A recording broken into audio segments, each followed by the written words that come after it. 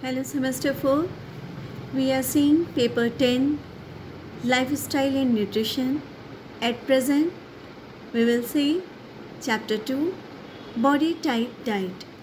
जैसा कि हम सभी जानते हैं कि जब हम कोई डाइट के लिए कोई चीज़ प्लान करते हैं, मेन्यू प्लान करते हैं डाइट के लिए, तब हम देखते हैं बहुत सारे पॉइंट्स को ध्यान में रखते हैं और इसमें एक पॉइंट है type of body. Types of body यानी किस तरह का बॉडी है, किस तरह का स्ट्रक्चर है, किस तरह का बॉडी फ्रेम है, इन सब बातों को ध्यान में रखकर मेन्यू प्लान किया जाता है। सामने वालों को समझाया जाता है। अगर आपका वो पेशेंट है या आपसे उसके लिए एक हेल्प मांगी गई है, आप क्या उसको रिकमेंड करेंगे या किस तरह से हाउ कैन यू जज कि किस टाइप की ये बॉडी है। अकॉर्डिंग टू बॉडी आप उसका डाइट मेन्यू प्लान करते हैं। नाउ बॉडी टाइप डाइट में हम देखते हैं different types of body. Different types of body यानी किस तरह की बॉडी है। इसमें 3 तरह की बॉडी को हम लोगों ने इंक्लूड किया है। 3 तरह के भागों में 3 रूप में उसको बांटा गया है। Now first is ectomorph, second is mesomorph and third one is endomorph. 3 तरह की बॉडी होती है, एक्टोमॉर्फ, मेसोमॉर्फ एंड एंडोमॉर्फ। कभी कभी ये देखा जाता है कि एक ही व्यक्ति में 2 तरह की इस टाइप्स ऑफ बॉडी के गुण या कैरेक्टरिस्टिक पाए जाते हैं। Sometimes person have the combination of any 2 types of body structure. अब हम देखेंगे इसमें से number 1 ectomorph type of body के बारे में कि ये किस तरह की बॉडी होती है, इसकी क्या विशेषताएं होती हैं। हाउ कैन यू जज या एनालिसिस दैट दिस पर्सन या दैट लेडी या किस तरह की बॉडी है, इसकी कौन सा स्ट्रक्चर है और उसकी वो क्वालिटीज़, उन सिम्टम्स, उन कैरेक्टरिस्टिक को ध्यान में देंगे। किस तरह की उसको एक्सरसाइज, किस तरह का उसको खान पान होना चाहिए ना, वो हम देखेंगे। चलिए let's say ectomorph. It is a skinny guy, those have light build with a small joints and lean structure. ये बहुत दुबले पतले स्ट्रक्चर वाले लोग होते हैं और बहुत स्किनी होते हैं और बहुत छोटे इनके बोन्स दिखते हैं और मसल्स भी बहुत ज़्यादा इनके लीन मसल्स होते हैं। They do not have any curve and they are flat chest too. ये बॉडी में कर्व्स नहीं होते हैं, फ्लैट बॉडी होती है, फ्लैट चेस्ट वाले होते हैं। जनरली यू कैन रिकग्नाइज, आप जान सकते हैं। They have high metabolism rate, इनका बहुत हाई मेटाबॉलिज्म रेट होता है। And muscular growth is slower in teens. Teens में जो मस्कुलर ग्रोथ होती है बहुत धीमे धीमे होती है और बहुत स्लोली वो राइज करते हैं उतनी according to age. They need to put entire effort to gain weight and to strengthen their muscles. They can eat anything, ये कुछ भी खा सकते हैं। दुबले पतले होते हैं, जल्दी से इनकी बॉडी में लगता नहीं है बिकॉज हाई मेटाबॉलिक रेट होता है। स्टिल दे रिमेन थिन, कुछ भी खाते हैं फिर भी ये दुबले पतले ही रहते हैं।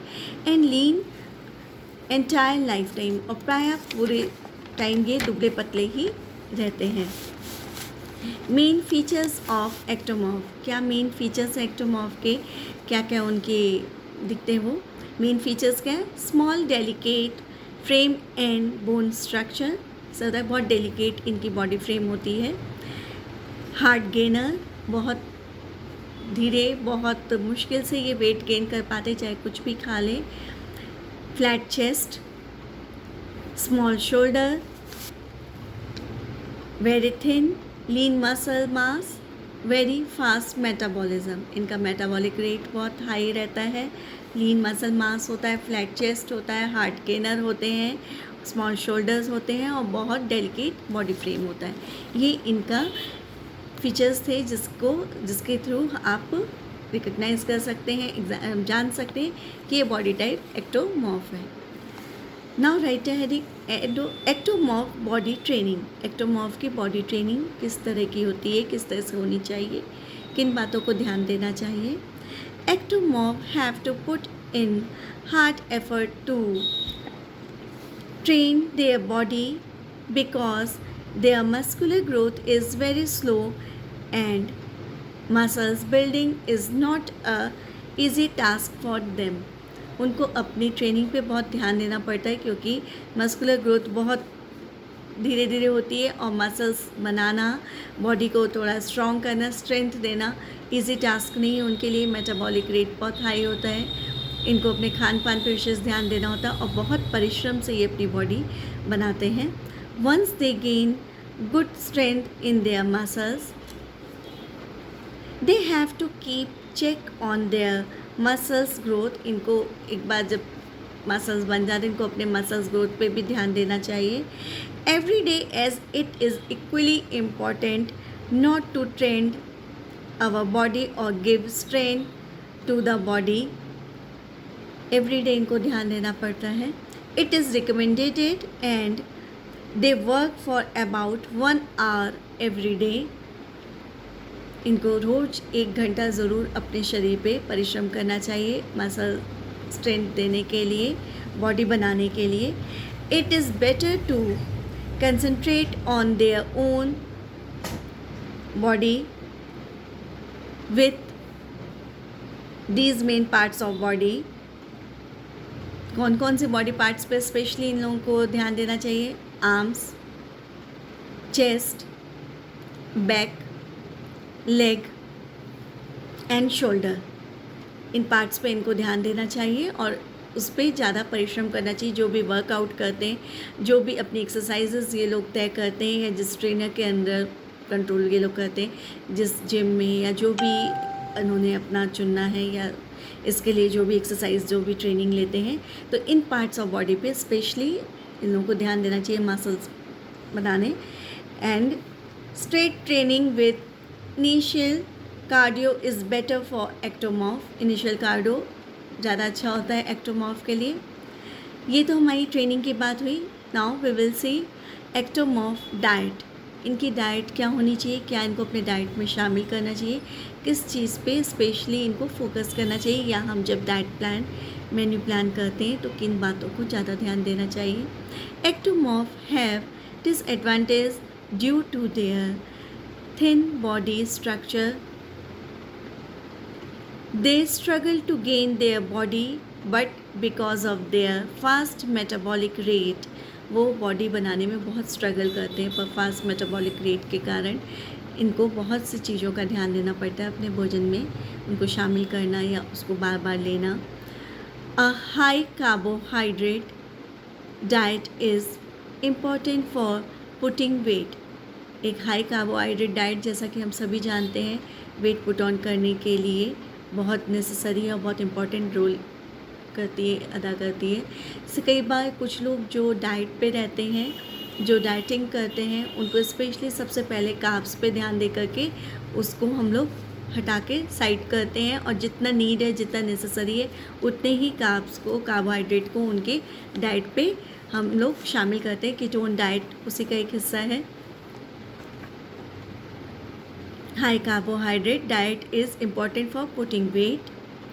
They needed to get more carbohydrate during or after workout than any other time a day.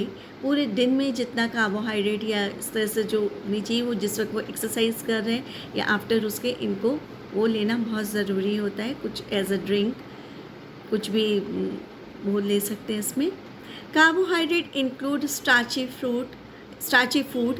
Carbohydrate include starchy food. Whole grains and unprocessed carbohydrate should be eaten at every other meal, while vegetable or fruits with ratio 3/1 should be eaten at each every meal. Stick to quality sources of protein and healthy fats, but occasionally they maintain cheese, burger, use high calories weight gainer, जिनमें carbohydrate ज़्यादा होता है, इनको भी अपने भोजन में रखना चाहिए प्रोटीन फैट्स के साथ। Shakes to help weight gainer shakes भी आते हैं जो इनको लेने चाहिए या इनको रिकमेंड किए जाते हैं। Gainer shakes to help them to build mass build करने में वो हेल्प करते हैं।